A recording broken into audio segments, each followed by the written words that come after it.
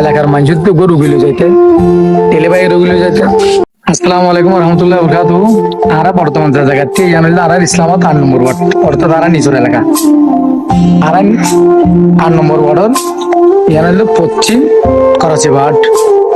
Karachi but সাবেক মরুরিন জিবা root একেবারে ঈশ্বর কিলোর সঞ্জুগলোরে বাহ্যই রুডিবা।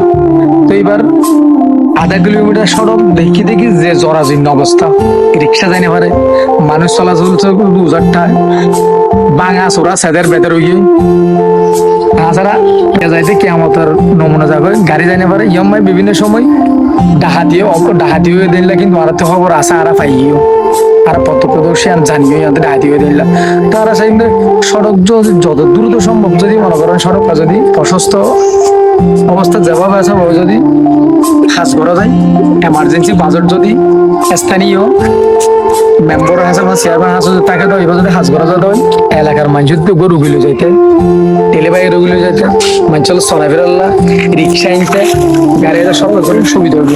এখন ওগুলো একটা রিক্সা যদি মনে করেন পরিবারটা আইতে চাইলে উল্টা ফগড় টিয়া দিয়ে রিক্সালে বুককে বিরাইয়েরও যাবই রিক্সার নাম ধরিল রোডর ওই অবশ্য আমরা দেখবার রোডের খন অবস্থা দিয়ান উঠিবা জনগণের দুর্গতি যদি শেষ করি হোক তো যদি আর সাইড হয় অবশ্যই আর স্থানীয় মেম্বার এবং চেয়ারম্যান প্রশাসন আছে সর্বোচ্চ আরা আকুল আবেদন জানিয়ে এলাকাবাসীর পক্ষ থেকে। তাছাড়া এরুডি বাতি এলাকাবাসী বাদেও বিভিন্ন কিছুর কিলোত্তীয় যে মানুষ চলাফেরা করে হাজার হাজার মানুষের চলাফেরা করে রুডিবার অবস্থা দেখিলে নিজের গাছি রুডি যাবে আসলে। তো এই সরজমিনে যদি মেম্বার চেয়ারম্যান উঠিবার যদি সাহায্য হয় অবশ্যই তারা জরুরি পদক্ষেপ নেবার সুযোগ থাকিব।